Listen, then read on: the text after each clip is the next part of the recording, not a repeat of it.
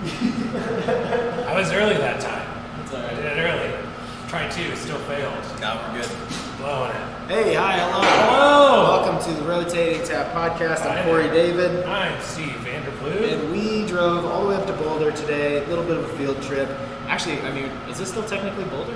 We are City of Boulder. Okay, because we're just a little out in the country out here. Yeah, we're in the area of Boulder called Gunberry, but we are part Sounds of the redneck. city. Yeah, exactly. This whole area apparently, from what I've been told, was actually developed because the IBM had campus up the street, and so this was all developed kind of support that. Yeah, that's not the first time that I've heard of an entire area just become desolate because IBM bailed. Yeah. I mean, at the end of the day, yeah. Don't buy an IBM. Yeah. This is kind of like the techie, like Silicon Valley area of Boulder, though. Yeah. I think it wanted to be. I don't know if it is today. Like, at a certain point, maybe that was the vision.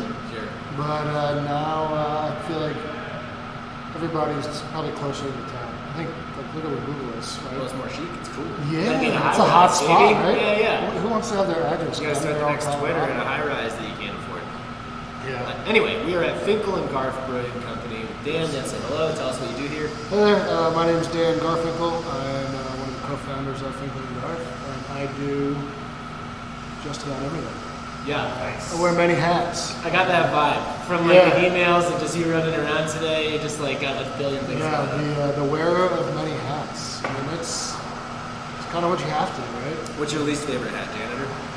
Yeah, I mean, Not so much right I feel like making beer, we're all kind of glorified janitors, right? Yeah. And we put such an emphasis on just keeping things clean that the beer kind of just makes itself. We just worry about keeping it So clean, in fact, that I actually saw you guys fermenting some stuff in the toilets. That's No, that would be terrible. But To be fair, we didn't open the bag.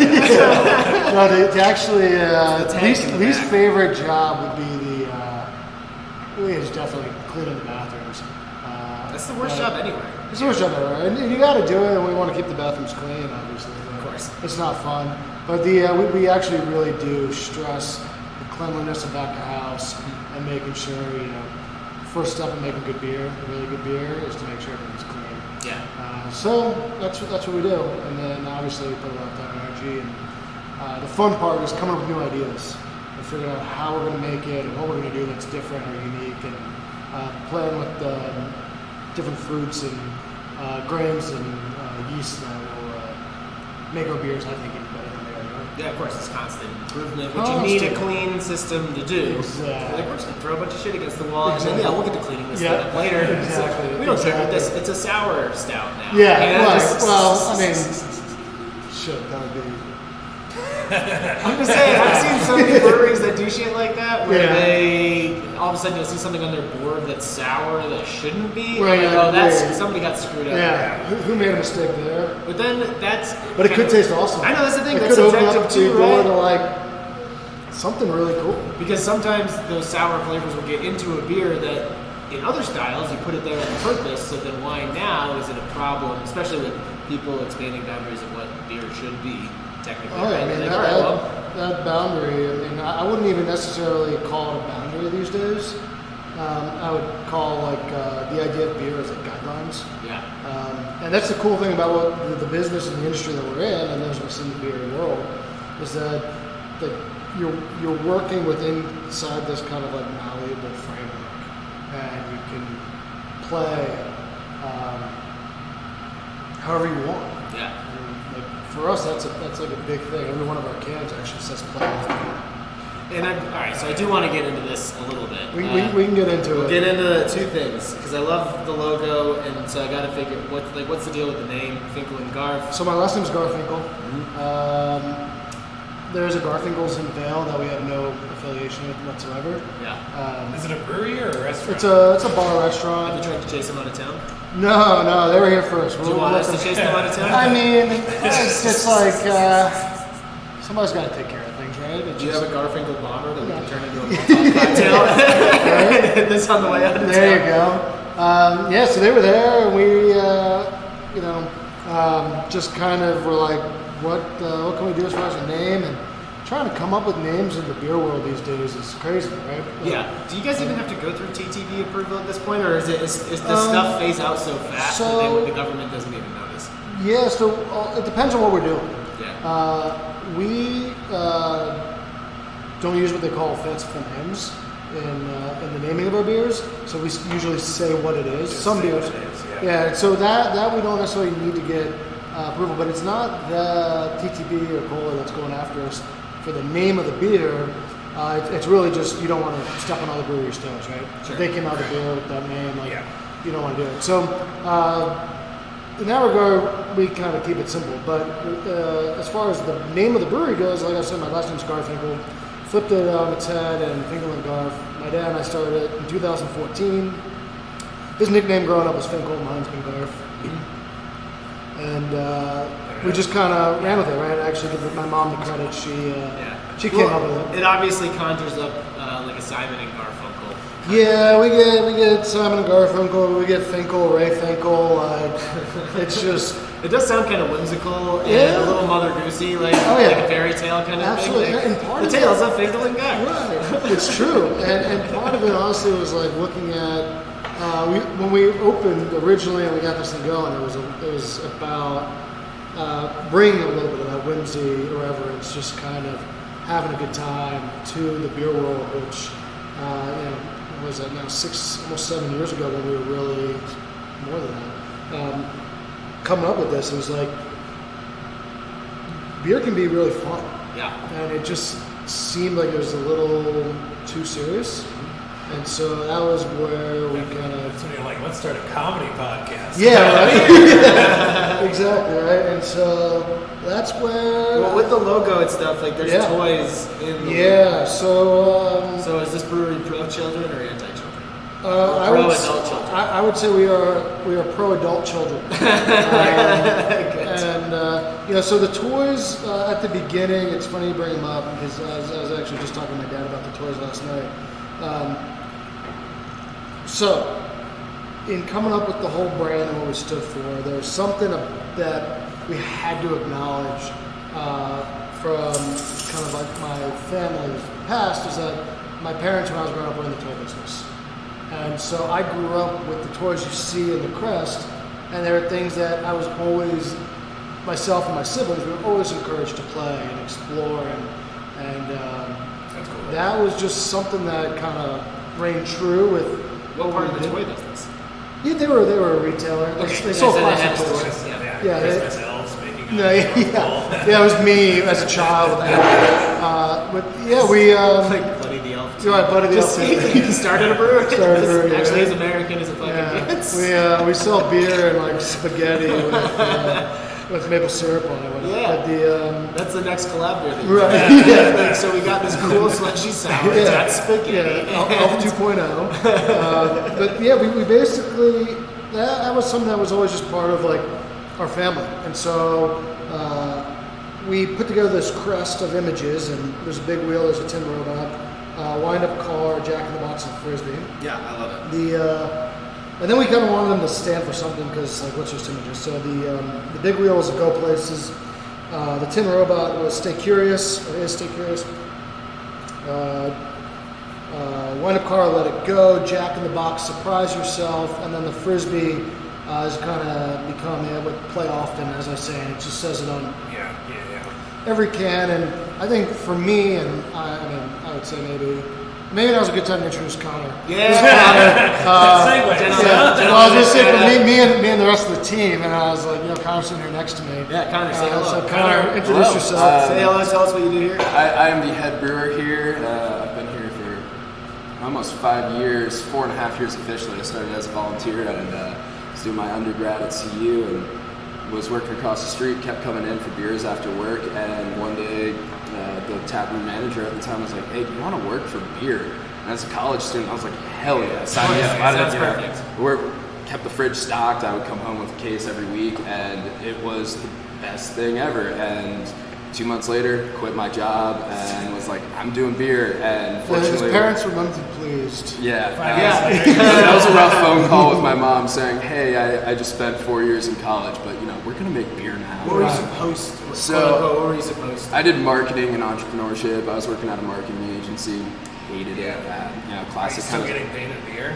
Yes. Sometimes, Beer, yeah. beer I only. prefer to get paid in That's beer, the- kind of like treading layers, but Yeah. no. That's the number one perk of working at a brewery. When I worked at Harpoon in Boston, I had like the shittiest room in like a 7-person house anyway. So because basically paying nothing to live in the upstairs landing between all the other rooms, I got to just pay my rent in beer because you get beer by like every month. So I just buy like 3 cases of beer for $20 each, or something like that. It was like $10, whatever it happened to be.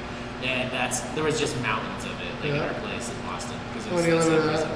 a house with 7 people, you need a lot of beer. Yeah, It's- well, it's a lot of mouths it was to a feed. rugby house too, so Yeah, everybody, there you go. after games on Saturday, everybody was just getting moved out. It's I think the coolest thing about Connor coming on is like it's a true story of like coming in as a volunteer because you love beer, learning each element of the process, to now being the head brewer. Connor writes every single recipe. I would say up until now he's probably brewed 95% of every single one of the beers that we've made since he's come on as the head brewer. We did start with a different brewer, Mike, who was with us for what, 3 years? 3 years? 3 years? Almost 3 years. Almost 3 years. And so, and I give Mike a lot of credit for kind of helping us get to a point where we could really begin to like explore and innovate. And then he ended up having to go back to Kansas, and at the time Connor was kind of the assistant brewer. And what were you, 24, 23? 23 at the time? 23. I was going to say 18. You don't tell anyone. Yeah. So he was 23, and I was like, all right, man, you got to fill these shoes. Are you ready to do it? And I give Connor credit. I mean, he said, yeah, I'm going to step up. And No, but you're saying that like you didn't have any brewing experience like in college or anything. I started homebrewing in my dorm actually. I kind of realized I could buy all the ingredients for beer, but couldn't buy beer, and I was like, you know what, we're just gonna make it in our dorm room. No, yeah, Jake from Westbound and Down, Yeah. same deal. It was just like, well, somebody took my fake ID, so I can't buy beer. Yep. But there's nothing in the rules that says I can't buy all the ingredients It's true. and then make it myself. Yeah. No, that's nice. Yeah. Oh yeah. Well, that's a really cool story, man.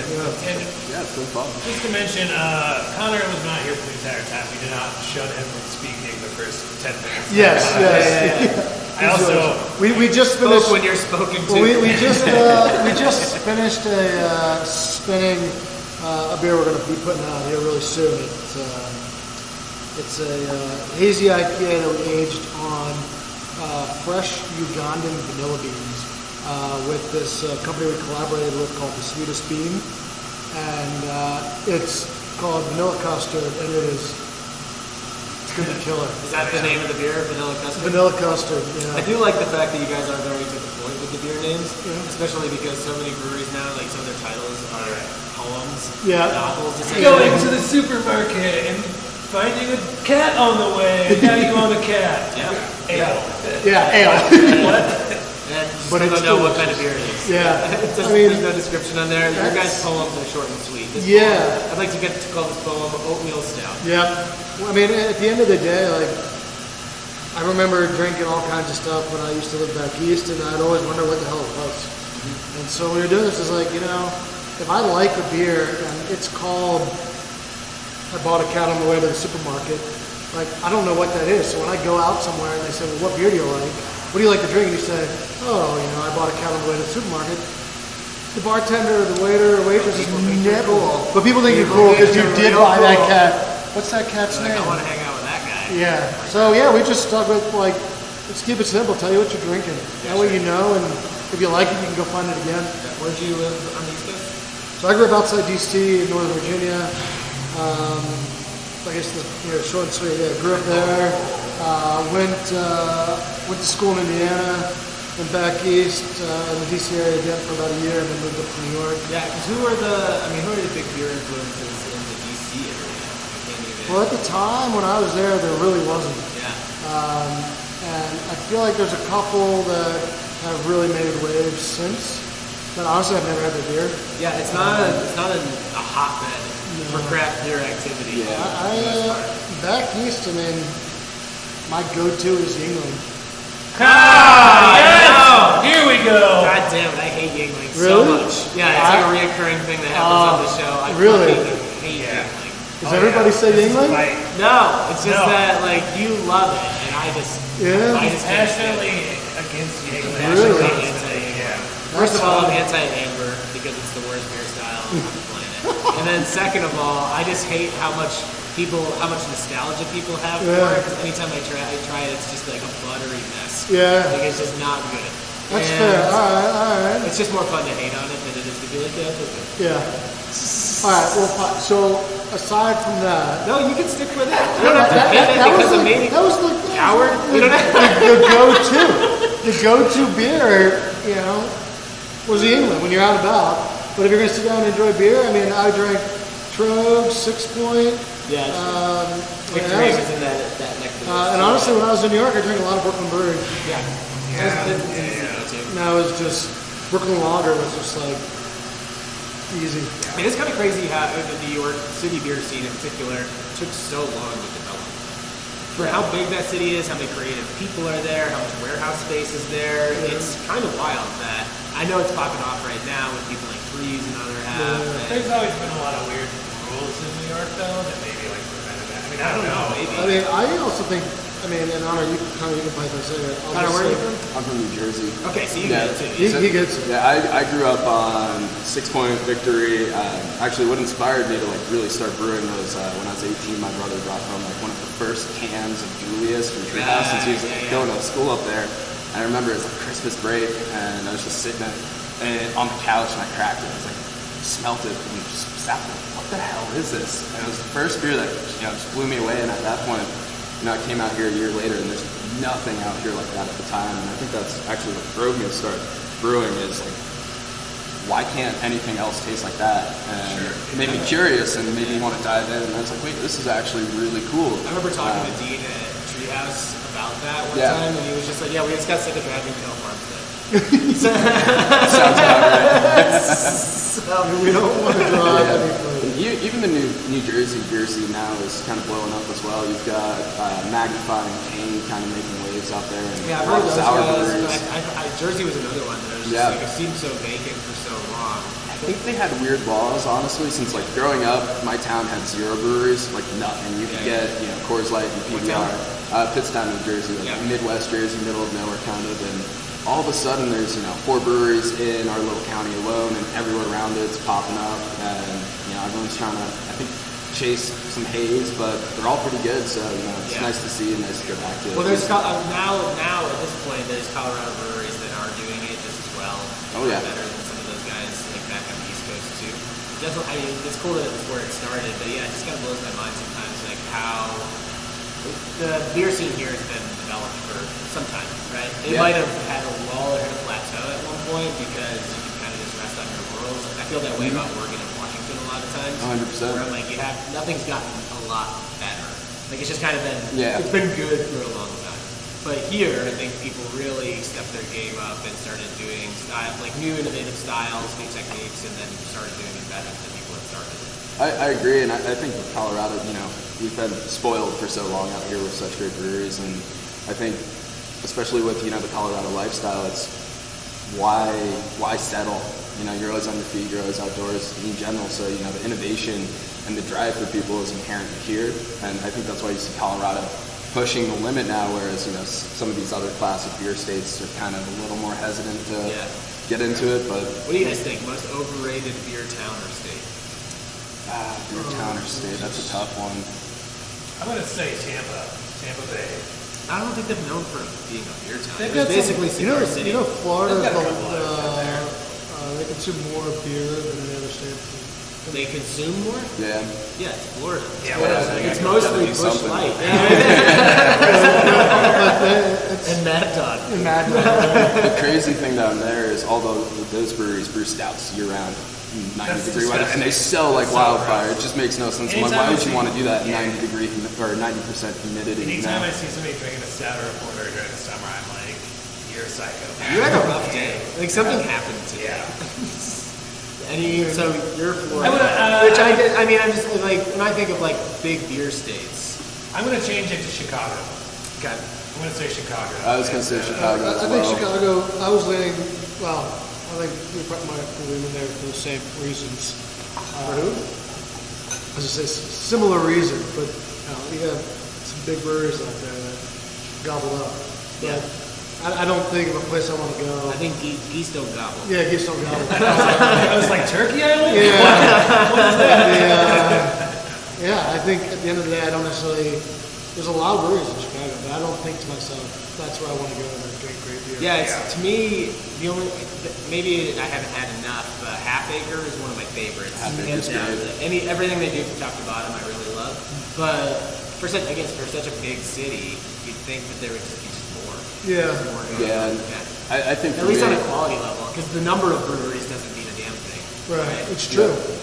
I think for me, I have like an inherent hate for Chicago as well. Like, deep dish pizza just kind of. I'm anti-deep dish pizza. I know it's a little bit polarizing, but it's a casserole. I'm sorry. I disagree. Do you have a go-to pizza spot out here? Because I haven't found any good New York style pizza. Audrey Jane's Pizza Garage. Rosalie's in Longmont Rosalie's is in the Longmont. spot. I've searched far and wide.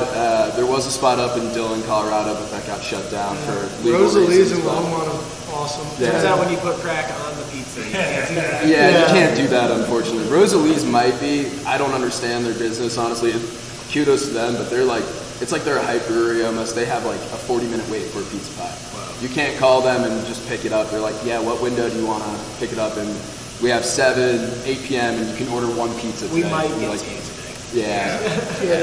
They make awesome pizza. And then Audrey Jane's Pizza Garage down in Boulder. Okay. I like how for my show notes, I'm just writing down the Yeah. places that Where you to guys go are to at. I think, Rosalie's, every time I was up in Longmont doing sales calls or deliveries, I stopped at Rosalie's for a slice. Yeah. I don't know if they still do. They have the lunch special. Yeah, they do the lunch special still, and I think it's a little bit weird with everything going on. Yeah, maybe They're still packed. You go drive by, and people are just waiting out in the cold, like just Make a damn good pizza. waiting for their damn pizza, and their garlic knots are out of control. Okay. It's seriously It's a good legit. selling point. All right, let's. I actually have a bunch of shit that I want to talk to you guys about, but let's get into the nitty gritty show. Let's get to the chug. Chugging! Yeah, let's do the chug. They do a chug. Let's do the chug. You guys are brewers. This is part of your day. Part of your Yeah. deal. Something to prove, if you will. So just so you guys are aware, we do have a running leaderboard for our chug off. Cracking the top 10 is pretty hard these days. Pretty hard. Pretty Oh, difficult. I won't crack the top 10. That's okay, I we haven't chugged a appreciate beer in 10 years, so Connor's over there looking like, I'm still young, baby. I'm Yeah, use a glass, you can shotgun it, however you want to do it. Oh, maybe we should have just stood up and shotgun. I mean, It's too late now. It's too late now. do it. So as soon as the beer hits your lips, Steve will start the timer. I'll probably provide some color commentary of some sort, and then as soon as you're done, stop it. And then you prepared a joke for today, yes, Stan? I have a joke. I have 2 jokes. Okay. One that is totally unrelated to beer. The other one is related. You can tell them both. This is your time to shine. I mean, Don't do it yet. Did you- do well, it well, after the chug. do it after the chug. So you tell us what Do we you're get into like we don't get into politics here, do we? You can if you want. I don't necessarily want to. I mean, we don't want to. I don't think anyone I was gonna actually tell you this, Steve. My buddy was telling me about this guy that threw a beer at Trump during one of his speeches. Did you guys see that? No. That's all right. Hopefully it was a Yingling. No, it was actually a draft, so he botched it. Nice. There it is. There you go. Yeah. Well, don't burn all your good stuff. Yeah. It's supposed to come after the chug. After the chug? Yeah. Oh, maybe we'll tell the little off-color jokes. Okay, great. So one at a individually, time. 1 at a time. What are we drinking? We're drinking probably our most chuggable beer, maybe. It's usually the usually helps. High crushability. Or American lager. American How's the lager. Belgiability on it? How burpy? Belgian, it's good. It's pretty highly It's rated. it's there. So it's actually a German style pilsner, brewed with all American ingredients, hopped with Liberty, and With Liberty? with Liberty. What does Liberty give you that other hop varieties don't? 'Cause Connor? I don't see that variety very often, to be honest. It has a nice earthy floral note to it, and it's, I wouldn't say similar to German noble hops, but it's kind of in that same realm where you get those similar flavors, and we really wanted to keep it, 100% American ingredients. Not a lot of spice though. Like Not a lot of spice, more on the earthy floral. I'd say floral more than anything, and it's just nice and clean. Not too bitter, not enough going on to take away from the base beer. That's what we really wanted to shine. So that's kind of crushability. yeah. High Keep it high crushability. crushability and Tight. keep it tasty. Let her rip, boss. So what, Who's going first? Yeah. Are we, Can't go at the same time. I Right. can't time two people that well. oh, all right, I'll go first. All right. Show 'em how it's done. Very Pretty stoic. good. Pretty Like good. a man that has things to Taking do. a break. Yep. Yep. Oh, But then he yeah. made up for time with the big gulp. He's like the title. Nice! winner. That's good. I haven't seen that strategy before Yeah. where you take like 3 big gulps. You Works can burp pretty into the well. microphone if you want. Your eyes are watering pretty hard. Do you need a tissue? Nope, I'm good. Okay, great. All right. Connor, feel good about it? The hype is real. All Hold on right. though, Dan. Oh. You got your joke though. Yeah. You have the joke. Your off-color joke. Wow. Did you just black out? Right What do you? before Well, that? yeah, I'm done. I'm out. What day is it? Oh, my off-color joke. What do you call a herd of masturbating cows? Beef stroganoff. Oh, Yeah! I'm gonna tag my fucking buddy Anthony in this. It's his favorite joke. That's his favorite joke. Classic. That's one of those that just. You guys said tell a joke. I was like, That's good. Yeah. You met the requirement. You did great. Jokes are hard. Jokes jokes are are hard. hard. I'm not Yeah. a comedian. I'm better with like in the moment. Improv. Yeah, just being Improv. silly, goofy, around some friends. But I tell them a joke. Like I give a lot of respect to comedians. Yeah, we don't deserve it, but Like, He doesn't deserve it. Me, on the other hand, you can standing keep up telling in front back. of a group of people and being able to take it when people laugh or don't laugh. oh yeah, Whew. yeah. But that's why you do it. It's the thrill of the chase Yeah. to a certain degree. It's like when you're telling a new joke, you kind of, I always relate it to fishing in a way where you cast the line out and you know where the fish is supposed to jump on Right. and you know where they're supposed to like nibble a little bit. And telling a new joke is essentially where you pull up the line and you're like, and then there's the punchline. And either people laugh or they don't. And I guess we gotta cast one out again. Right. And I just, Yeah. Let's try this again. You Ah, realize you've been in your bathtub the whole time. for my I'm gonna be a 75th star. cast. all right, Connor, you ready for the challenge? Oh yeah. He's been. I believe you. he's bored. All right. Yeah. I think it was. Young, spry, All right. all of 22. Oh yeah, there we go. Pressure. Pretty good. Yeah. Proud Good. of That you. was impressive. Pretty good. I don't know if your parents ever told you this, but I'm proud of you. Well, yeah. I've always been impressed by the people. A really good friend of mine growing up, he was like one of these. I've never been a great one. Yeah. He could just open his throat and just poured it down. When it came to like boat races, did you guys ever do boat Oh, yeah. races in college? Yeah. Yeah. People would come on, play, it'll be fun. I'm like, you don't want me on your team. Yeah. Like, I Right. understand that right now everybody's amped up and you're just, this will be fun, but you're not gonna have as much Yeah, fun. you're going to kick me off. You're going to kick me off the island. I will be the weakest link. Very much so. And the drunkest. And And the gassiest. Garner, do you have a joke for us? I know you don't have a didn't- joke. I know you weren't prepared. I was not prepared. That's I don't okay. have one off the top of my head. Let this be a lesson to you, sir. You should always have a stop. You should always have a joke, and normally I have one, but got nothing at the moment. I'm more of a like joke story person. Like I like telling stories more than punchlines. Sounds like an open micer. Yeah, yeah, I'd say so very much. a magician walked down the alley and turned into a bar. Dan's just full. You're just like ready to go. Yeah. that's Dan's it. got a set list written on his Yeah, I got everything. I've been preparing for this for weeks. That's literally all I've got. That's everything. Actually, kind of one thing that I want to ask the beginning process for you guys when comics are starting out, and even when you're going for a little bit, you do open mics. How you get test that material. It's how you eventually get booked on shows. So for your guys' open mic period of time with the brewery, starting out, was it a lot?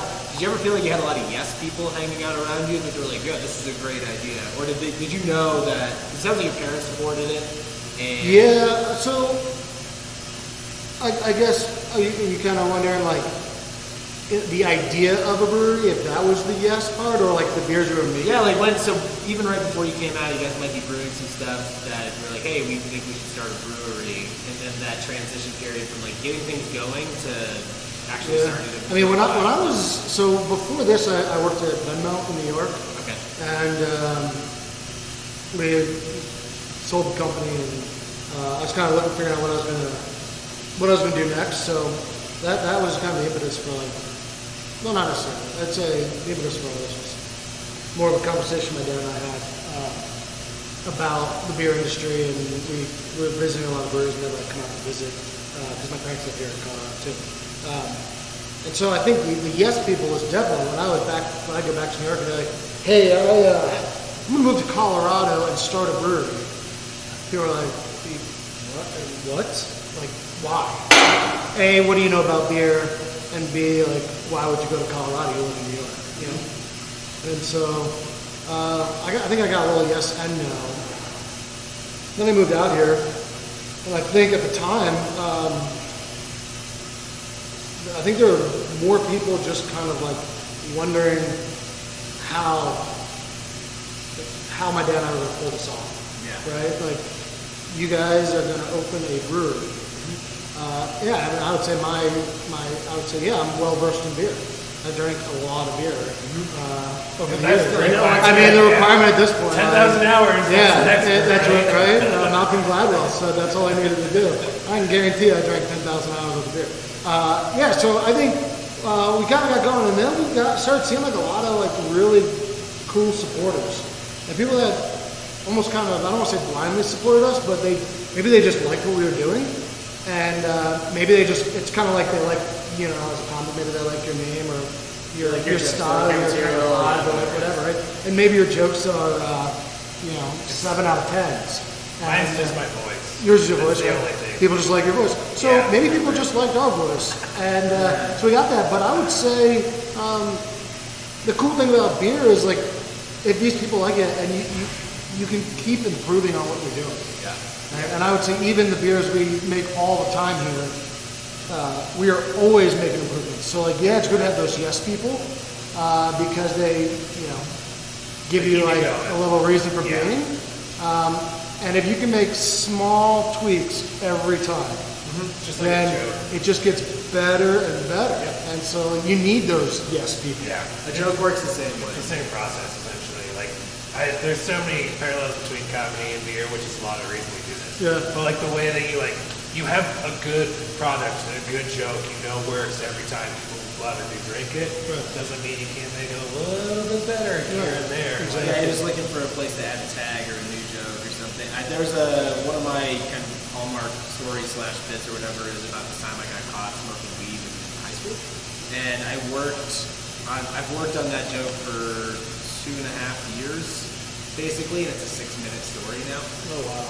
So it started out with just this like kind of comical, just the concept, the premise, right? Sounds like a thread of Connor Valley. Yeah, I know. So that's one of the reasons I brought it up. Connor, actually, kind of the same thing. When you took over the head brewing portion of the business here, did you have anything at the beginning where you were a little intimidated and it didn't turn out the way you wanted it to?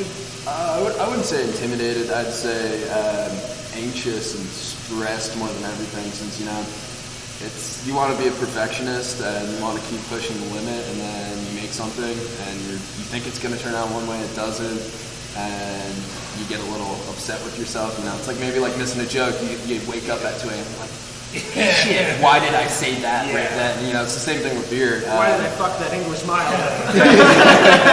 Hey, our English mild is damn good. Oh God! Like a damn good English mild. Stand by.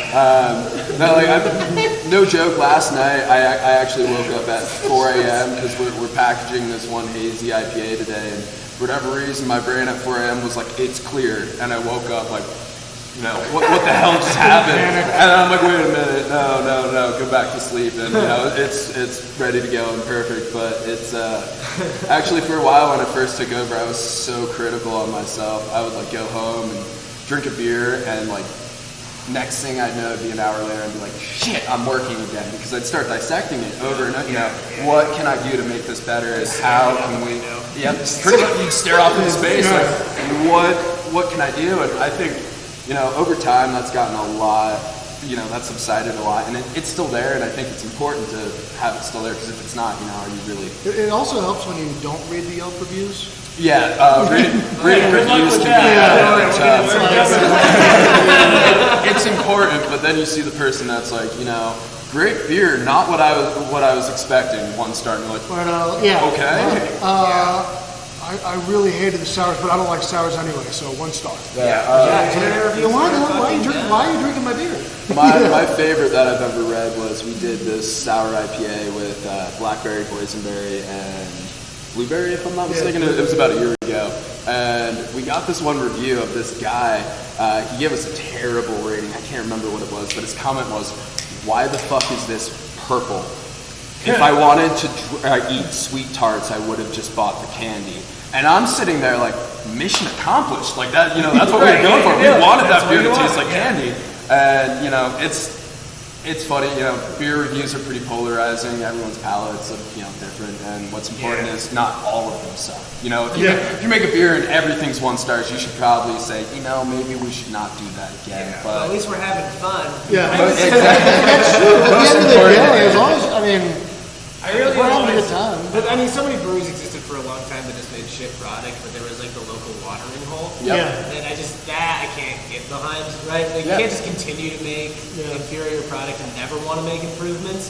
But people are so naive and simple sometimes that, you know, there's a reason McDonald's is still like the #1 restaurant in America. Right. Because it's easy, it's convenient, it's right down the street, it's whatever. But nobody ever asks for more exceptional. Yeah, it's also not a place where people are like reviewing McDonald's, and they're like the expectations are. Oh, I bet we could find some reviews. Oh, I know. There's probably some good ones. I absolutely know. Well, I think kind of to what you're saying, like the passion and like the that, I don't know even how to describe it. There's a feeling right about when you drink beer and wanting to talk about it. Kind of like when you go to a restaurant. And like, I'm not one to leave reviews. If I like it, I'm inclined to send an email or tell whoever's the manager or server, right? I will praise in that regard. Right? Sure. But I think there's something where people have this like personal thing when it comes to beer and restaurants, where they feel the need to put their opinion out. Right? Everyone's a critic, but there's like a passion or something about it that you see. I think with restaurants, but even more with beer, because maybe it's like the intimate experience of like you and the beer, where they want to like talk about it. Yeah. And so I think the beauty of beer is how subjective it is. Right? I mean, I might love A and you might hate it. I like Yingling, you hate it.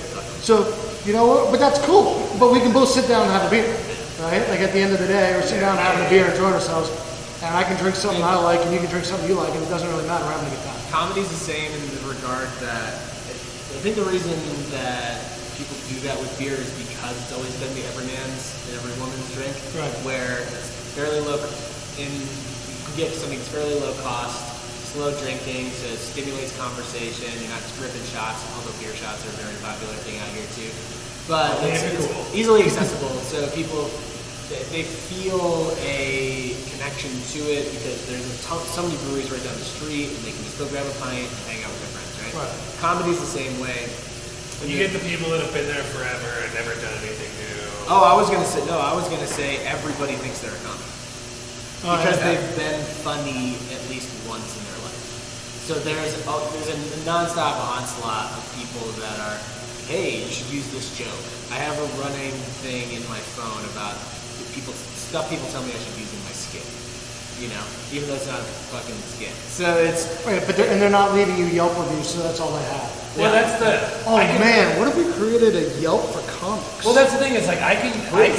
Yeah, That'd be hilarious. Of all the parallels, I can find seriously like almost endless parallels between comedy and beer. Yeah. Seriously, 1 star. the I one, only laughed once. the one that I'm like seeing is not the same is Yelp, because we get Yelp immediately when we tell our joke. Like we know if it lands or not. Right, And right. We can see the people who hate that I just said something offensive, and that their child is laughing at it.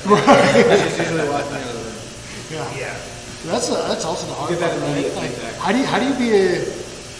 do you walk the line of a comic in 2020? I just do it. There's Zoom, unfortunately. Well, I'm saying more like in terms of like being PC. There's stuff. But it just depends on what you want to talk about. You got So for you, it's like, what do you want to brew? Do you want to brew stuff that is just appealing to everybody? Do you want to be just Mr. Esoteric? Or do you want to, what resonates with you? So there's some of the more touchy subjects, what, you know, polarizing things that are social or political, that just doesn't really resonate with me. Yeah. I have my beliefs about it, but I don't find that stuff very funny. Right. So I'm just not gonna talk about it. That makes sense. Well, and there's also a time and place for it too. Like if I'm. Not reading your audience. Yeah, exactly. Yeah. Yep. Reading the labels. Yeah. If you don't like sour beers, don't buy beer that says sour. And Found a can on the way to the grocery store. Yeah. You're going into like a corporate meeting with like your dirtiest jokes possible. It's like not a good idea.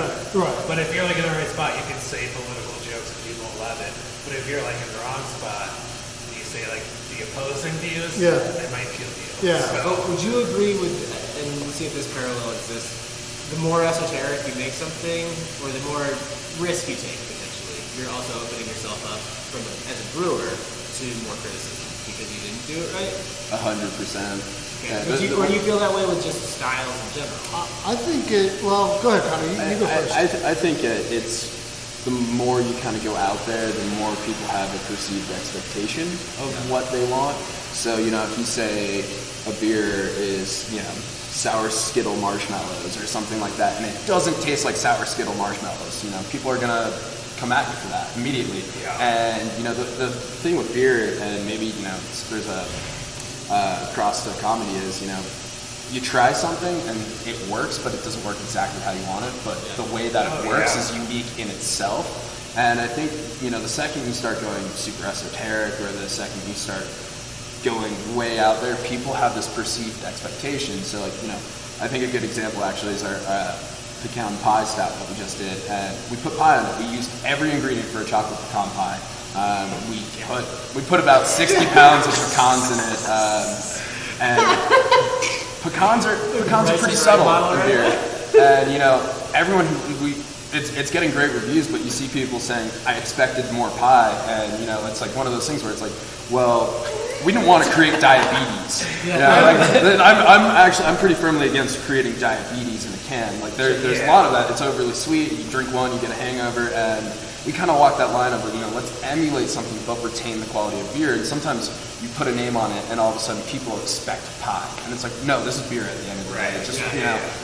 So that is a parallel. Whereas, the more risk you take, the more you open yourself up to. You need balance. You know, for it to not do well. It's all about balance. I think we want our beers balanced, but we also want, like, each beer needs to be balanced, but we're willing to push the limit of what that balance is. And I think it's probably similar in comedy, where you have the jokes you know are going to hit. You know, 10 out of 10 times, they're going to hit. And you have the one that, you know, it hit like 30% last time, you made some tweaks, so let's see if we can get to 50% this time. And so I think we play in that parallel. I think that parallel exists when you play with balance. And I think you need the balance, because for every crazy beer we put out there, I think we need 2 or 3 that we just can stand behind. We know are confident, right? We know that a West Coast triple IPA, we're going to hit that mark. We know how to brew a West Coast style. We know how to do it. We know how to hop it. Everything is going to be awesome. Does that mean, I guess what I would ask is, does that mean that that's your like favorite thing to brew? Because plenty of jokes for us is like, it lands every time, but we don't love telling it. So it's like having like your number one hit song. You gotta make it. right? Yeah. You have your single, you got to play it. You don't But like it's Guns N' Roses, Yeah, they're gonna play yeah. Welcome to the Jungle. right? They're gonna, like it's just that's just part of it, right? So like yeah, What beers are those for you guys? our core beers. Yeah. The beers in 12-ounce cans, American Lager, IPA, Red IPA, and our oatmeal milk stout. Yeah. Well, those land every time. Yeah. And then we do. Then as far as limited beers, go ahead, Connor. For me, as a brewer Hit it, too, Connor. it's like, you know, I know it sells. He knows what he likes to I make. love certain products. I hate making them. You know, it's like telling a joke. You know it's going to work. You don't mind it. You like it, but you hate telling it because you have to tell it every single time. Yeah. Right now, for me, it's probably a hazy IPA. They're in the ass to me. Do I love the end product? Yeah, they're great. But at the same time, you know, it's like those are what's under the scope right now. Those are what everyone wants. And like at the end of the day, I'm just like, you know, I want to just brew a Keller Pilsner. I want to brew a Doppelbock. Something Which I like had, by the way, and it was really good. Appreciate that. Yeah, it's like, you know, there's style like I love that. I think Was it 16 weeks in the tank? no, it was like 12 weeks in the tank. 12 And weeks? It was almost on the edge of like being just an unfiltered Pilsner since we let it sit so long. Yeah, But there was a ton of clarity to it. Yeah. But it still had that like kind of grainy. There's still some yeast sitting in there and got a lot of natural carb off it, so it worked out. But you know, it's like what I want to brew isn't necessarily what the market wants. It's like you play your crowd. You know, you always, you know, maybe you can say that dirty joke or maybe you can't. And you know, there's a time and place for everything. So You know. but you know, there's What did we brew that sold like crazy that we did not expect? The ESB? extra special. There he is. He goes back to the No, seriously. smile. We brewed an English mild also, and then that sold pretty well. And then we were like ESB fall. Yep, and it's funny because you know Of Dan and all I the agreed beers to we make this beer, and I was so stoked about it. I was like, finally, I'm making ESB. We have some of It's one of those traditional styles that Extra special bitter. people extra special. I would say And- Red Hook was like one of the first beers that got me into beer, honestly. Oh, yeah? Red Hook and ESB. Well, it was a mass distributed form of the style, right? Because at the beginning of craft, it was Ambers, ESBs, and West Coast IPAs. yeah, but even before that, Oh, when lagers. Sierra Pale came Lagers out, and- that was the hoppiest thing on the Sierra market. Pale, yeah. There's a lot of imports and domestic stuff, but ESB is one of those styles that brewers really love, but there's usually never enough justification. It's like your for it grandfather's to- beer. to bring it in, but I know you're not the first person I've talked to that was super stoked to make an ESB. Yeah, and you know, in the back of my head, I'm like, I'm making this. I'm like, Dan's gonna be really mad when this sits, and then like 2 weeks Well, later, it's it's gone, and we're like, okay. That's the craziest thing, right? Like we go into beers where we have expectations, and it's more about production schedule and what it is that we're making, and getting an understanding of how fast things are going to move. Right? And so, for myself, when I'm planning and trying to figure out what we're going to make and how we're going to do it, yeah, I expect certain beers to take a little bit longer than others to move. And the ESB was one of those I just kind of thought we would kind of just have It happens it, with a joke sometimes and then too, all of a man. You don't sudden, think it's ready. and It's the then stuff that you sometimes you write something in your notebook and then you go to try it, like this is gonna fucking kill, Yeah. and it bombs hard. And then something that you've been sitting on in the back of your head for maybe a month or two and you just haven't said it out loud yet, kills. yeah. And then it just goes. And that's the most pleasant surprise. Oh yeah. Yeah, it's definitely rewarding. Yeah, and of that similar vein, sometimes you put something out there and it has a moderate level of success, but it didn't turn out the way that you wanted it to. Yeah. Like you were saying. Yeah. Sorry, I just put a beer can down and Dan was like, "You don't like that one? Try this." That'll kill it. I was No, gonna, that yeah, one's awesome. I was gonna bring it up. No, but he's just got a nut in I'm it. very allergic to nuts, so I'm not. Oh yeah, that actually has pecans. Yeah, But yeah, I'm not. I'm not people doing love it. it. I read the label, so I don't have Are to. you guys write gonna a drink any of these with one-star us, or are you review. gonna? Yeah, I mean, sure. You don't we have drink to. them all the time. I know. Pecan pie We weren't Imperial able to Stout talk about it. almost killed me. Yeah, One you want some star. blackberry? Do you want some of this? Oh, go with so the let's triple. before we so that's funny. You guys both are just like, no, I don't want that. I have work still to do. I can't be falling This asleep. is, I mean, this is It's good. this is 10%. This is 10. That's 11%. Yeah, you're This setting is us up for 11. failure. Yeah. I mean, I can grab some of the lighter beers, but I No, figured- I'm happy. I'm just trying to get you guys to relax and like. Have us on your podcast, guys. Come on, man. Welcome to the The Brewers Podcast. Oh, thanks for spelling I mean, if you guys want me to take over Let's, as a host, I And can. I wiped it up with my mask. So, That's So what let's, these before masks we are go for, too right? far, what were the times? Dan, Slow and very slow. you did okay. Dude, we've had over 80 people do this at this Yeah? point, so you did not finish poorly. Oh, I'm just telling you that right now. 8.25. 825. All right. What's the fastest? The fastest overall is 3.63, Yeah, that's fast. but they also did an 8% beer, so they got 3 seconds off their Yeah, which I think I'd mentioned to you, but then earlier in the day is not. Yeah. So if the beer's over 8%, then you get 3 seconds off the top. I wish I knew that. You can We reach would out. have got barrel aged stout. Well, and here's let me bring this up to you too, because you finished at 4.23 seconds without getting 3 seconds off, which puts you in 11th place. Oh, just outside the top Just 10. outside the leaderboard. That's impressive. It's still respectable. We might need to do another by the time this is done. Yeah, if you want to, it's your day. Dan already said, well, I guess I'm going to blame you guys for having to take the rest of the day off. Yeah, I guess. Shit. Oh, fuck it. At some point we'll drive home. Yeah. Yeah. Somehow. But, so actually, I'm curious about, so do you guys do self-distribution? Yeah. Well, yes. We distribute primarily ourselves within about an hour of the brewery, and then the rest of the state beyond that we have distributed. Okay. So are you making a lot of the sales calls? I used to. Currently, my brother does. When I was a young man. When I was a young man. Yeah, I mean, at the beginning when we first got going, I did everything. I mean, luckily I had a great brewer, and then another great brewer. So that left me the time to go do all the stuff that needed to be done, like make sales calls and do deliveries. So I would oftentimes do sales calls in the morning and then deliveries in the afternoon, and I'd come in, That's a hustle. can the next day, bartend in the afternoon and into the evening, and then figure out how to. Was get that like everything else done. exhausting? Because I'm one of those people who Yeah, it was exhausting. I sleep like 4 hours a night. Jeez. Well, yeah. Steve sleeps like 12 hours. I do. But I do enjoy like having it be a different task every time, where it's like not the same.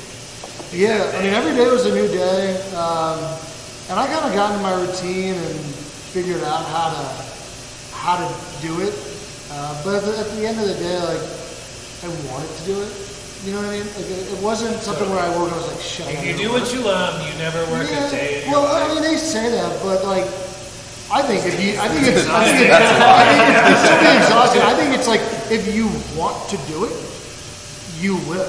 If you know you have a show coming up and you've got this joke you need to work on, like you will probably get up earlier to work on that joke so that it is the way you want it when you need to deliver it later that evening. Maybe. I would say I probably might start drinking earlier. Well, maybe, okay, fair. Maybe that's fair. But you get open mics, you grind it out before you want to have the whole thing presented.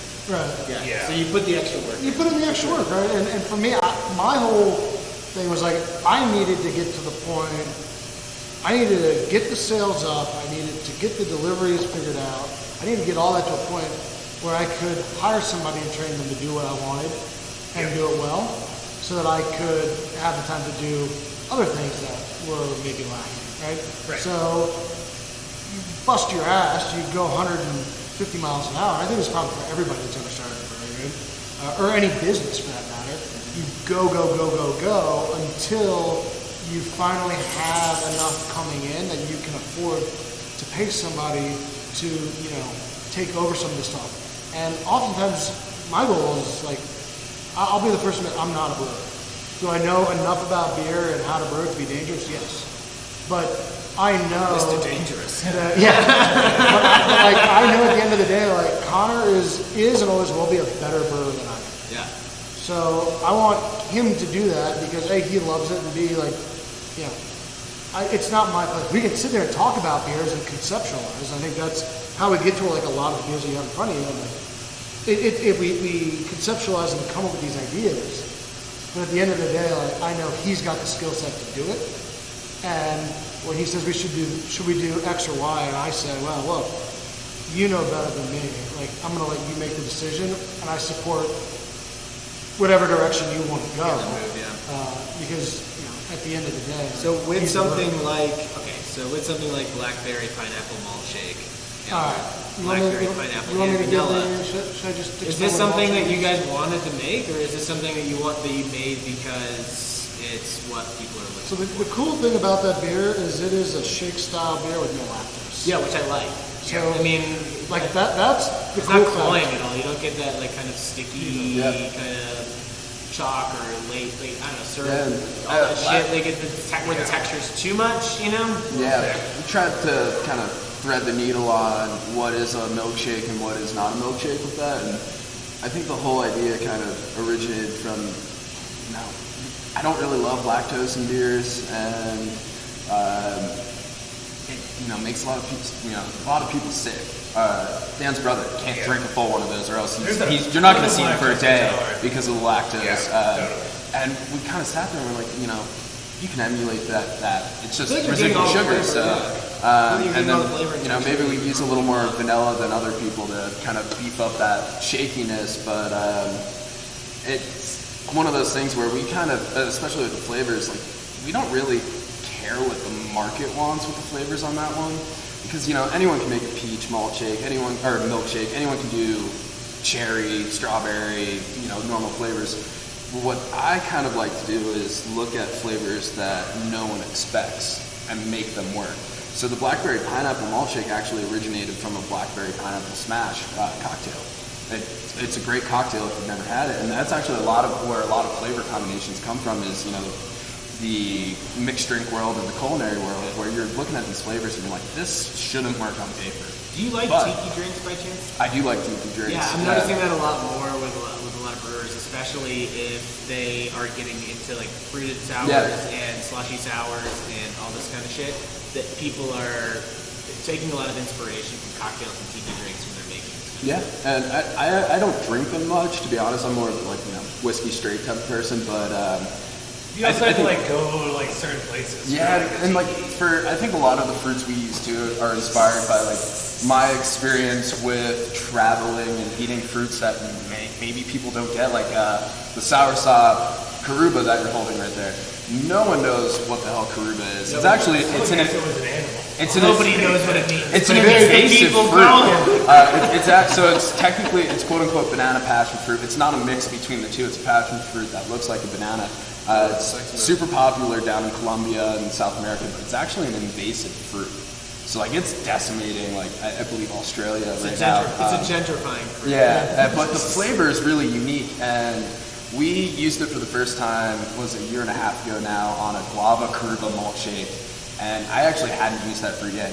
I looked at the description, and I kind of just sat there so you're saying there's a chance. And we blended it, and it just worked beautifully. It almost has more banana flavor than banana itself in beer. Cool. And then soursop is, I think, the greatest fruit of all time. Really? If you ever get a fresh soursop, just make a smoothie with it. Don't use any other fruit. Where the fuck do you buy soursop? Unfortunately, not in America. Or hard to find in America. I don't know. I believe its origin is in the Philippines, if I'm not mistaken. You might be able to find it in an Asian market. Potentially an Asian market, but it tastes like every grapefruit under the sun. You get pineapple, banana, orange, and a hint of tart, maybe citrus, all in one. So it's it is one of the greatest. Alright, so I want to bring this up just because we were talking about it a little bit before the show, and after the beers that I've had, the smorgasbord that you've got going, and just how much thought I hear that goes into a lot of this stuff. I told you before the show, it surprises me how underrated you guys are. I chuckled there, I chuckled out. I appreciate that. We're pretty connected into the Colorado beer scene, and we're on different groups on Facebook and all this shit. But when people talk about hype breweries or they talk about places to go or anything like that, you guys don't come up as much, and I've always thought that was very strange. And I've mentioned that in certain threads, and I say that to friends and people that I trust and whatever. I'm just I feel like Finkel Garf gets they don't get the credit they deserve. Because you guys are putting out some really awesome shit. Beers are solid, consistent. You're obviously you're coming up with innovative ways to brew and adjuncts and all that. Sorry for the long-winded kind of No, I question, mean- but it's so weird to me. We agree, and the funny thing is we'll get messages, direct messages on Instagram, Facebook, and even text messages from a lot of people and I get emails all the time from people that I know that are in these groups and in these kind of hype places. Colorado, let's talk craft beer. That's one of there's a bunch out there, right? No, we hate that. But that's not we fine. openly hate that group. I don't even know. That's not really a hype group. I don't really know. It's more of an opinion argument. Show us your beer Unfortunately, cans. yeah, But we get people It's just beer. Relax, message everyone. us directly. They'll message us. They'll message Connor to his personal account. They'll message to the brewery account. They'll send us saying how awesome and how much they loved a certain beer. Yeah. But we never see it. Like it's like it's okay to just tell us directly, which is cool. And we appreciate it, right? Like I printed out an email that I got yesterday. As you're talking about how somebody said this is the best style. They judge a brewery like they judge restaurants in Philly based on their cheesesteak. He judges beers here based on their stout. And he just says, commending us on their stout. I don't know why. Who knows? But you know what? We just kind of keep doing what we're doing, man.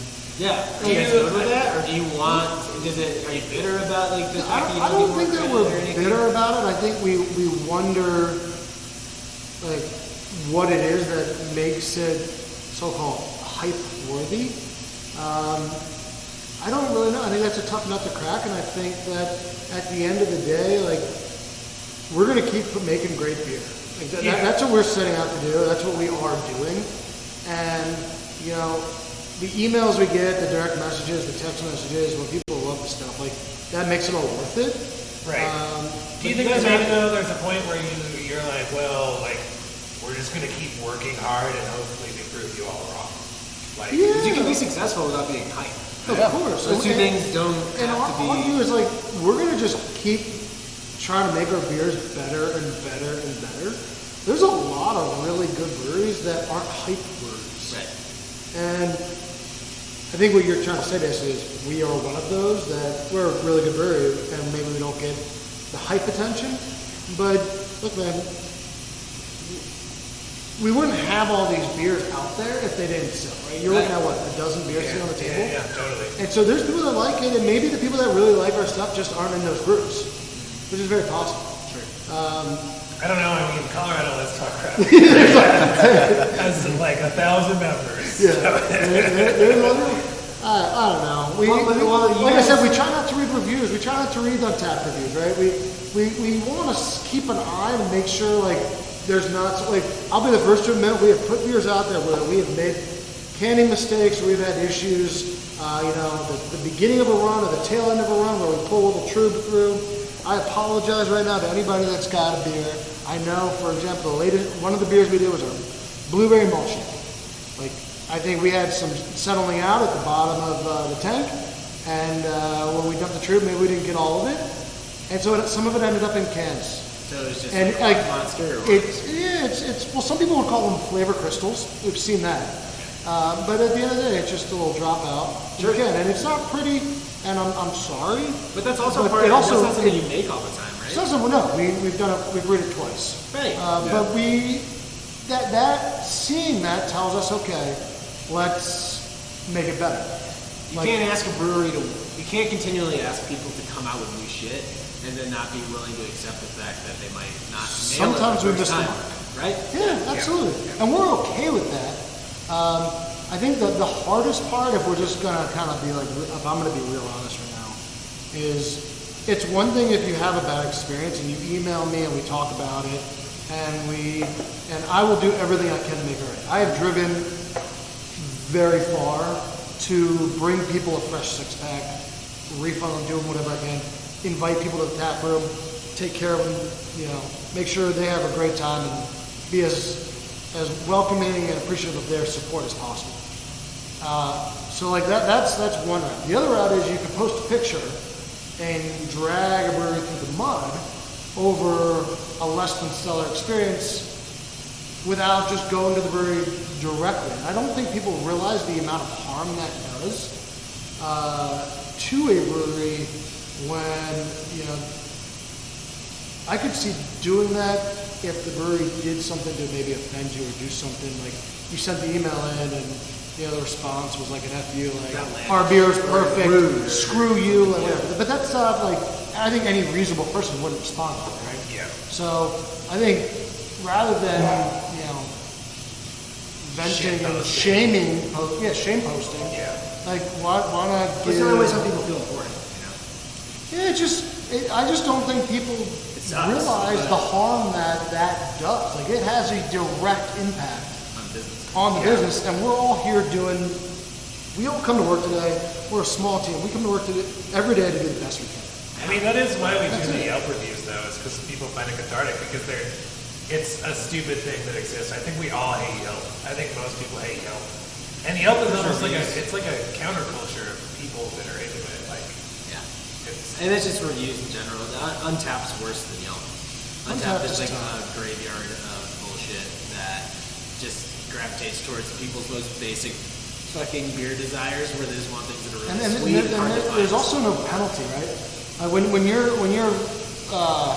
voicing your opinion, regardless good or bad, on Yelp or Untapped, there's no penalty. There's no consequence. Sure. Right? Because they just want the users.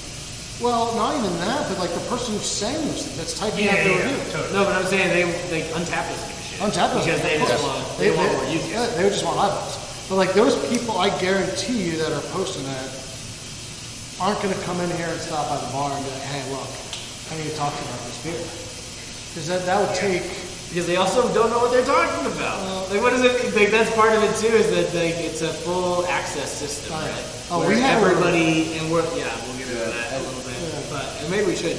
But actually, before we get into that, I do want to talk a little bit about the maple brown, maple coffee brown. Yeah. It's really nice. But I'm curious. So it says on here, Ampersand Coffee Roasters. Is that's a local roaster? Yeah? They're 200 yards across Really? the street. Yeah, Okay. they're wonderful people Is over this there. the one that is? It's like it's like a female-owned and So charity the organization. owner is a male. His name is Kurt. He's a really great guy. But the whole business model and everything they do is about empowering women. Okay, So that so coffee, that is the brand. yep. And the coffee we used in specific, the Brazilian coffee that we got from them for that beer, is from a 100% owned woman farm in Brazil, doing all organic coffee and doing truly incredible stuff down there. And Kurt and his team work directly with these farms and try and create relationships rather than just being that classic coffee buyer that just buys your whole farm and doesn't care about you. They want to give these people opportunity and make sure they're getting their fair share too. So to work with them was great. What did you guys do with the coffee? Was it a cold brew? Did you? Yep. Okay. So we transferred the beer, so we centrifuged it and then got it into a stirring tank, and then we added about 10 pounds of coffee at a time, and we would let it sit in a yeast brink, a half barrel kind of like keg that you can move in and out of really easily. Whole bean. And we used whole bean coffee. Whole bean.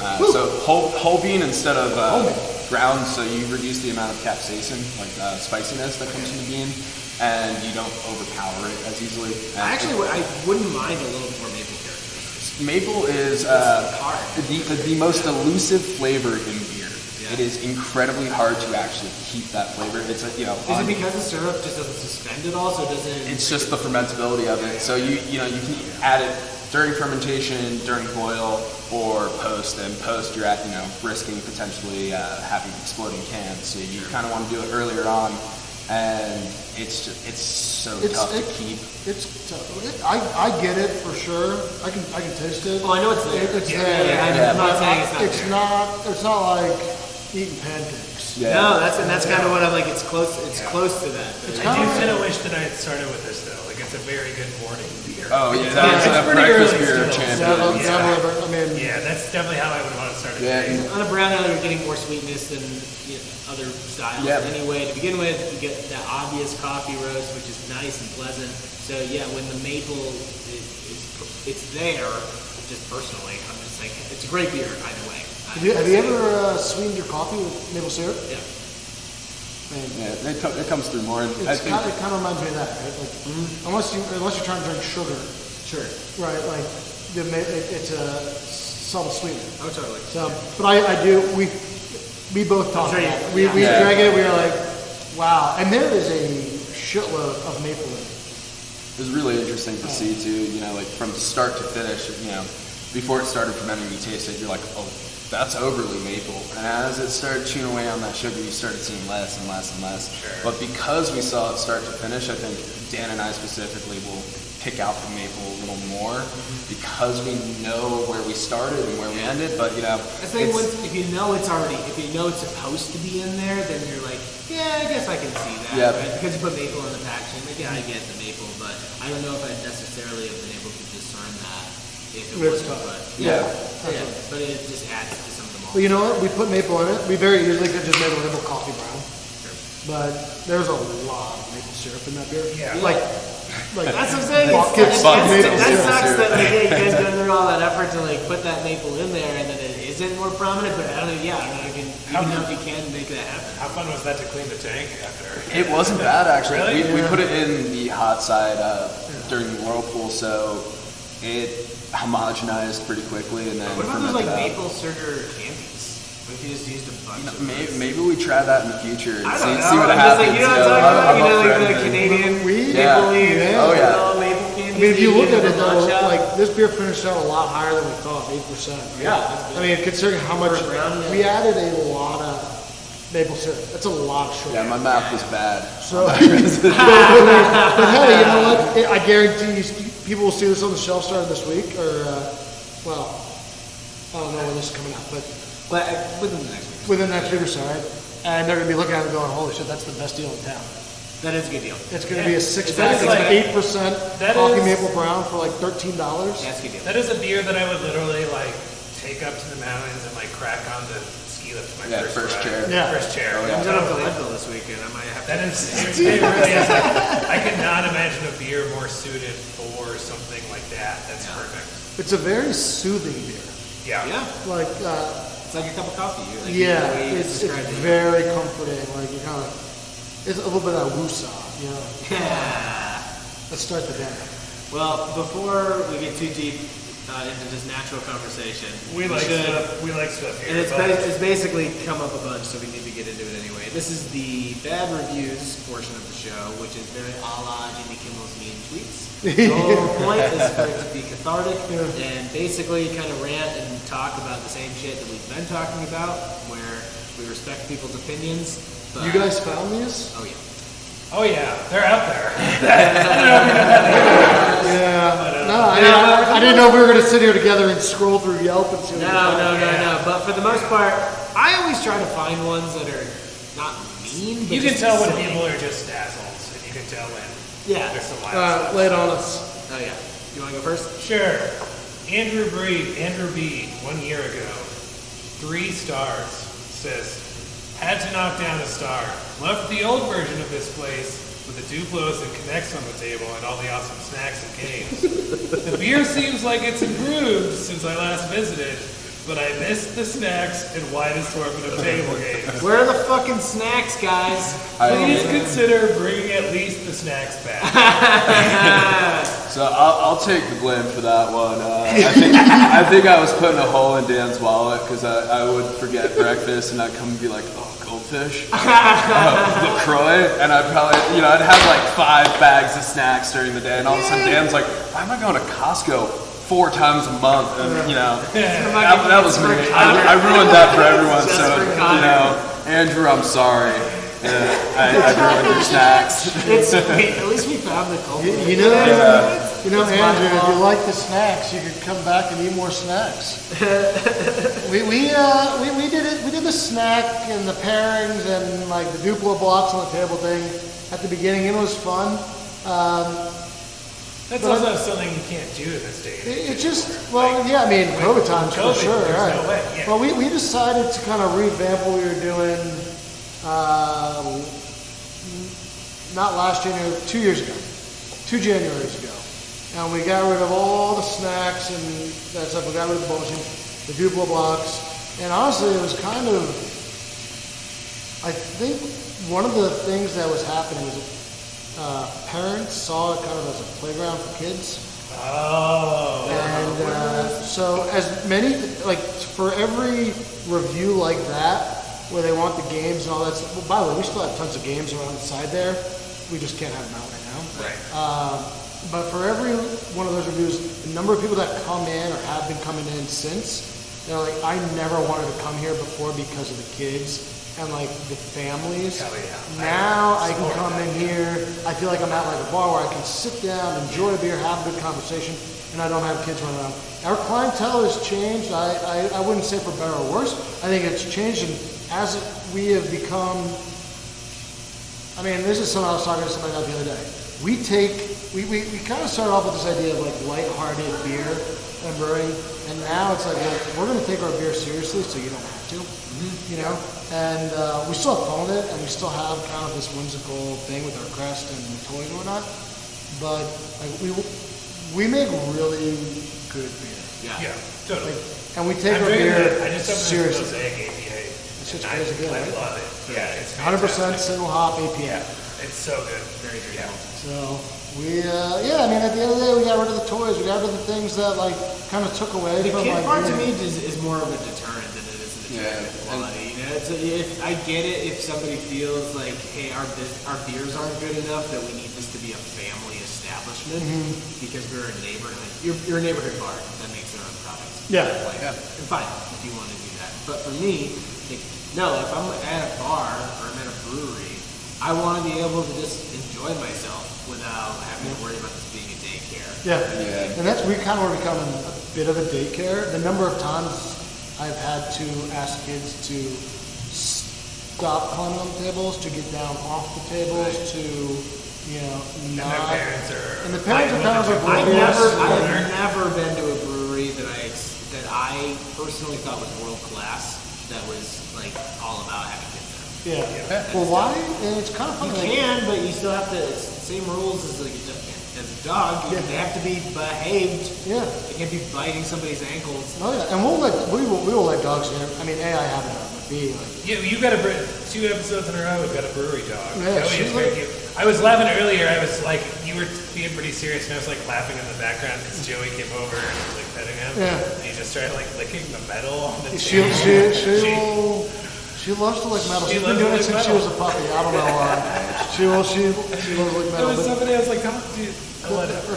the thing about breweries, which look, I love kids. I don't have any, but like I get it, and it's just kind of funny how like kids are acceptable in a brewery, but not in a bar. Right. No, that's it. What is it they're about both only breweries? selling alcohol.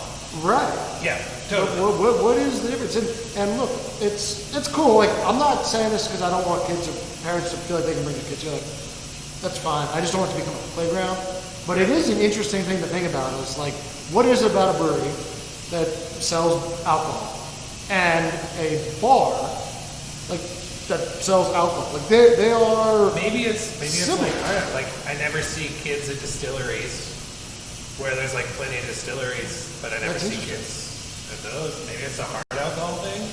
But also like I have seen kids at wineries in other states, not here. Because most of the But- wineries cater to just people coming in and getting sloshed anyway. Like it's not a bar, right? Yeah. But like, but why is it okay to bring kids to a brewery and not Because it's your to- neighborhood bar. But how is it any different than the bar across the street? Like the actual. I think because I would- breweries tolerate it, because it's a newer establishment sometimes, and they just a little more progressive. And They just want, they just want to be accepting, as opposed to just saying, like, no, this is a place for people to have alcoholic beverages and not have to deal with bullshit. Because it'd be the same as if you had a sloppy asshole at the end of the bar that's just getting trashed, right, and just being obnoxious to everybody. Right. Like, why you wouldn't Yeah, tolerate that? you wouldn't right? want to bring in your kid there either. But like in Indiana, No, where I'm I was just saying, in like, why college, would you tolerate that? You're not going to You- tolerate you that. wouldn't, Why would yeah, you you tolerate shouldn't the? tolerate. You don't want to tolerate the nuisance more than like whether it's a kid or an adult. But like when I was in college, like you couldn't enter the bar unless you showed an ID. Or if you were with a parent, right? No. You know? Different rules, different states. Different rules, yeah. It's just interesting to think. I think it almost goes to the extent that beer and breweries are almost an extent of your local community, and people feel a part of that, so they feel so welcomed into that because it is kind of an extension of the community that they feel that the barrier has been broken to bring their kid. And as Dan said, we don't hate kids by any means, but when your kid gets up on a chair and is trying to throw a ball into a ball maze and is almost falling off, and the parents are drinking 2 tables away, and you have to go say, hey, you can't do that. Yeah. And then the parent yells at you for talking to their kid.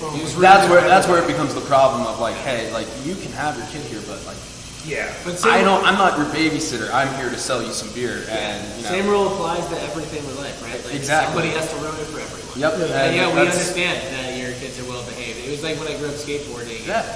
Everybody was cool with skating a spot, and then one motherfucker threatened to sue because they got hurt at the skate spot, and then they just ruined the whole thing for everybody. Or take that one kid at the skate spot to be an asshole to an adult or something like that, and then all of a sudden they're calling the cops because that happened to me as well. You have that one kid that's like, I'm gonna talk back to this guy instead of being polite, and then all the fun's over. So it's it's boundaries. It's all it takes respect. one person to ruin it. I'd say at least from my time when I was bartending here, the overwhelming amount of kids we had were good, and then you'd have those like 3 bad apples that you're just like. But that's also with those kids though, it's also the parents not taking responsibility of their children. It's just like a bad dog. I love this conversation because we're 39 episodes in, and I've been trying to actually have this conversation the whole time. I always bring up kids and breweries, and most brewers don't want to talk about it. They're just like, we want the business. And of course you want the business. Why wouldn't you want the business? But again, it goes back to, I think, the people that they need the business, not that they want the business. Yeah, well, we also, like, the number of people that come in now that have said, like, I never wanted to come in before because you were so kid and family oriented. These people are like, we love it, and they've become regulars. Yeah. We see them all the time. Customer-based shifts. And you know what? I'll tell you this. That guy or gal drinks a hell of a lot more than the kid. I agree with that. So, both physically and imaginatively. Right. So we've got an untapped review for wheat. For wheat? For wheat. That's all it's labeled as. It's Finkel Garf Brewing wheat beer, American pale wheat. So it's peach or cherry. It's probably we didn't make an American pale. 2.75. Okay. Untapped. Looks like Kool-Aid. Tastes only slightly better. Cherry wheat. Cherry. Which, I don't know. I do love Kool-Aid. Don't necessarily know if I want it for a beer. Is that what you guys were going for? That cherry wheat, how long ago was this? Let's see if there's no. Oh, it's 2016. Okay, so that was probably the first batch of cherry wheat we did. Yeah. And I would agree that when we first brewed that, we didn't have enough cherry. But now we've tweaked it so that when we do make it, we actually add a combination of, what do we do, sweet and tart? Sweet tart cherry and then a pretty hefty dose of blackberry. Okay. So it's got a little bit more. It's a little more wine-like now. It almost has like, the black currant gives like that butteriness but as of wine. It's interesting. An example of when something just came to fruition and you're like, yeah, we need to keep David holds some judgment. It's funny though that you say Kool-Aid because I jokingly made a purple Kool-Aid seltzer in October and everyone hated it here. No! Everyone's like, why would you make that? That's it tasted like purple. And then like 2 days later, we had a guy who had recently judged GABF this year being like, that's incredible. If you make this more often, I'll be here all the time. Wow. And I got told that, and I cussed out there smirking at everyone like, success. Yeah, eat it. Hell yeah. The one who needed to eat his words was me because I was like, this is terrible. I'm going to take this off tap. I can't believe we made this. And you gotta make what people want. You right. gotta do it well. But people loved it. I am a sucker for grape though. It was grape soda with alcohol. Like, if you like, it's like grape. Grape's like a controversial flavor. Oh yeah, highly controversial. Yeah, I don't like grape. I just don't like grape flavor. It's my go-to Gatorade flavor. Yeah, I love grape Gatorade. Oh, I'm a fan of green grapes specifically. I like green grapes, but I like red wine. There you go. Okay. I don't like white wine. Wow, complex man. Oh man. Kids and breweries starting to get me started. Let's unpack Steve. Do you have another Google or Yelp? I've got 2 more I want to get to. This one is from 2015, so it's pretty old. Justin L. said, I'm giving this dump 1 star. Because this app will not allow us to As a former bartender, I was appalled by the rude behavior of the staff at this so-called quote-unquote tap room. If you are in Gun Barrel, avoid this soon-to-be closed warehouse like the plague. Their beer is quote-unquote so-so overpriced and the staff is extremely rude. And that was over 5 years ago. And you're still here, so that's good. I guess this warehouse of the dump is still here. But what really impressed me about I thought that was the motif you were going for. Yeah, Justin up there. this place really got a strong warehouse dump. It's interesting to me too when people like leave a negative Yelp review and leave 0 examples of anything at all. It's like, I just didn't like the place. That's all you needed to say. Like, what he didn't give us any examples as to like what he didn't like, so that we could actually take this as constructive criticism and improve. Yeah, he was just upset and didn't say anything to anybody. Definitely an introvert, but an extrovert to his small. And you know what? I'll say this. Oftentimes we see these reviews, like they'll pop up, and I'll say something to bartenders like, "Saw this really bad review. Like, do you know what could happen?" And it's like, "Oh yeah, I know exactly what happened. That person came in, you know, Caused some scene, and we had to tell them, hey, give us a second," or you know, they like were slammed their foot. Like there's usually something that happened that makes whatever happened memorable to the bartenders, to that they know exactly what it was. Usually stuff like that is they know exactly what happened. Yeah. Right? Some guy was just, or some guy or girl was just being. And they never mention what they did in the Yelp review. They're always like, it was always their fault. I was yelling at them from across the bar, and they didn't serve me 1 star. Right, yeah. This I was was- snapping at the server, and they just ignored me. What the hell was that? I took a dump on the floor and no one cleaned it up. Is that the Yelp review? That could be. Yeah, from Untapped, KCD, Pale Ale, which we just had, and well, this one might be. It's I know. I think I know this one. Wait, this is a little too it's on skunky Untapped? for my taste. Oh, It's okay. Untapped. It says so 2 stars, a little too skunky for my taste, which is interesting because what level of skunk is their taste? Is my question. What? So Do you it know was which just beer like- it is specifically? Oh, this is 2015. That's a pale ale. Interesting. Yeah. I So mean- it's just so funny to me when somebody says an off flavor. It's like it's a little too acetyl. But like, if they say it's a little too skunky, like beer skunks, and at the end of the day, like, That to me screams that they don't know what that means. right. Like they don't know because this clearly came from a can or a So- keg. so honestly, so it doesn't skunk. Like, This is not the beer that she's referring to. sure. I would imagine. In 2015, in 2015 we had a pale ale. It was just a straight up pale ale. It was my favorite beer. It was our brewer at the time's favorite beer. It was awesome. Yeah. And Connor's over there like, I never drank that beer. I actually never. It was gone before the time I even started so here. we were looking at it. We were like, "Look, it says pale ale on it. If it said India pale ale, it would probably sell a lot faster." Sure. But it says pale ale, and it's just not selling. So let's take it out of rotation, even though it's all of our favorite But beers. to me, that's it. Okay, so somebody's saying there's no way for that beer to even fucking be skunk. Like that's not even really possible. I mean, were you guys doing bottles at that point? No. Yeah. So where's the light exposure? It's So it's just that's where skunk that specific flavor comes from is light. Yeah. Like diacetyl comes from one thing, acetaldehyde comes from another thing, like acetic acid comes from another thing. Your traditional off flavors. I mean, that's a classic example of like using a word, You just heard this word, and but you don't know. And maybe, I don't know. Maybe they poured it in a glass and they're sitting outside. Yeah, you left it in the window for an hour. Yeah. left it in the car for a couple days. It got too warm. You never I know. left it Like, in the cup holder for a couple days and it skunked on me. We've actually had some reviews. I doubt you guys would find. Maybe you did. Bring them up if you want. I don't even know where I'd find them, but reviews of beers on Yelp in the tap room No, we don't make. Yeah. Like, We've had we're somebody really- review the food in an establishment that doesn't serve food. Oh yeah, people confuse places all the time. Yeah. 1 star, didn't like the cheeseburger. It's like, we don't have it. Somebody ate all the gold fish. 2 stars. I would respect them for that. Review of 'Cause that was Connor. great. But those goldfish were good. Julie, what do you want to do? I got one more. Dan, this one does not call you out by name, but it calls you out. This is, I know who this is. Paul L.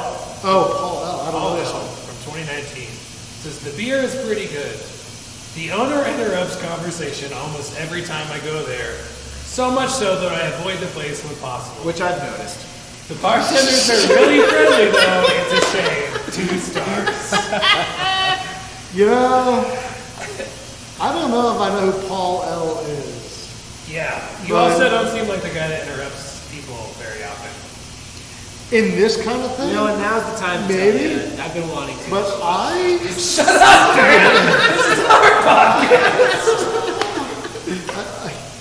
thought I was the host. The funny thing about it is, the only time usually, when we're open, I'm in the office working. And if I'm not, I don't really go out and talk to anybody unless they look like they want to be talked to, Sure. right? And